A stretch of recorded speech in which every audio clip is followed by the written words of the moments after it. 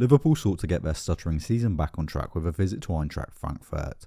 Arne Slot made 5 changes to the side that lost to Manchester United, bringing in Andy Robertson, Jeremy Frimpong, Curtis Jones, Florian Wirtz and Hugo Ekitike in place of Milos Kerkez, Conor Bradley, Alexis McAllister, Ryan Gravenberg and Mohamed Salah. This saw Liverpool switch to a 4-4-2 formation.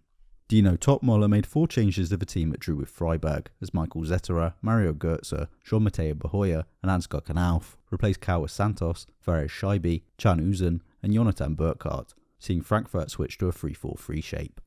It was Frankfurt that started the game the better side. With their 3 centre-backs, they outnumbered Liverpool's front line, so they would play down one side, drawing Liverpool's forwards across before switching out to the other flank. This created a 3v2 overload on the flanks for Frankfurt, however they rarely made use of it, as the wide centre-back would usually move the ball on rather than pushing forward with it, so Liverpool's wide men never had to make hard decisions about who they picked up. Liverpool soon began to press in a 4-2-2-2 shape. This would see the strikers cover the centre-backs, while the wingers narrowed to pick up Hugo Larsson and Götze. This obviously left space on the flanks, encouraging Frankfurt to pass wide, and from there Liverpool would shift across to trap them against the touchline. The Liverpool striker would pressure the wide centre-back, while the winger marked the midfielder to stop a pass inside, the full-back stepped up to the wing-back, and the centre-back or centre midfielder shifted across to cover the winger. All of a sudden the man on the ball would find himself under pressure with no passing options. Frankfurt's opening goal came from a botched attempt at a similar kind of press. Liverpool lost the ball but quickly retreated, seeing Frankfurt play wide. Wirtz was blocking the pass into Larsson, however he failed to notice the Swedes' movement behind him, allowing him to receive the ball and face forward.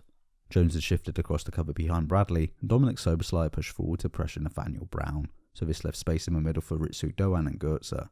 Larsson passed forward and the pair exchanged passes, drawing across Jones and Szoboszlai to open up space for Bahoya.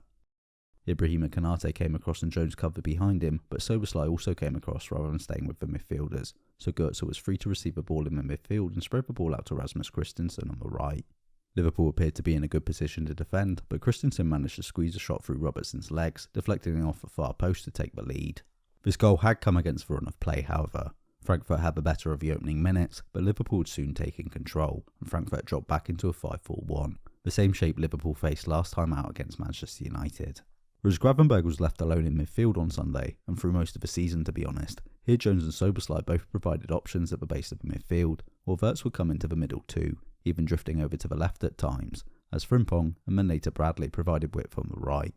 Liverpool using a back 3 in possession too, allowing Robertson and Konate to stretch wide, and Robertson was even able to push forward thanks to Jones's willingness to drop back and cover behind him. This meant Liverpool were able to keep players forward in attack as they had against United, but they were able to actually play the ball forward to them. It didn't take long for Liverpool to equalise, although it was on the counter rather than following the general pattern of play. Frankfurt had managed to evade Liverpool's press, but the Reds got men back to defend, with even Alexander Isak and Ekitike dropping back close to their box. This attack went nowhere though, with Robertson claiming the loose ball. However, with Isak and Ekitike dropping back to defend, Frankfurt's defensive line had pushed up high into Liverpool's half. This left acres of space behind them to exploit, so Ekitike sprinted forward into it as Robertson fed him the ball. The Frenchman simply outpaced the defenders and slid the ball under Zetterer to score against his former club.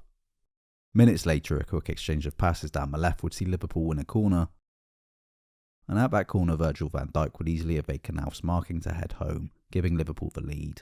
Liverpool then doubled their lead through the same thing shortly after, as Konate evaded Knauf to get his head on it.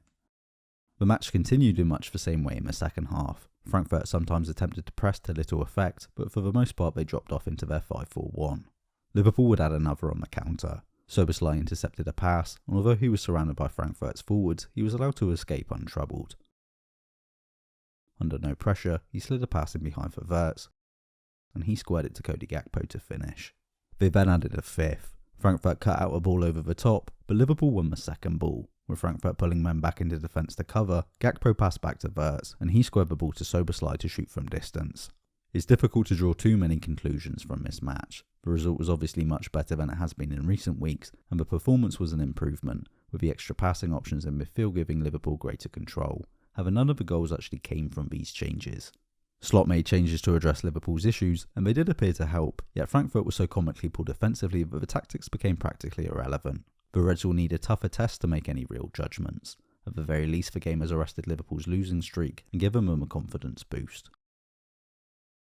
If you enjoyed this video, please like and subscribe to support the channel. This will help show my work to more people and ensure that you see future videos. You can also help me out by sharing this video with people you think would like it. You can keep up with what I'm working on by following on social media, links are in the description, but most importantly by supporting Holding Midfield on Patreon. Without financial support, these videos will simply cease to exist, as they just require too much time and effort. So if you enjoy these videos and would like to see more of them, please consider helping me out financially, and in return you'll get access to exclusive content, as well as early access to those that appear on YouTube. Thanks for watching.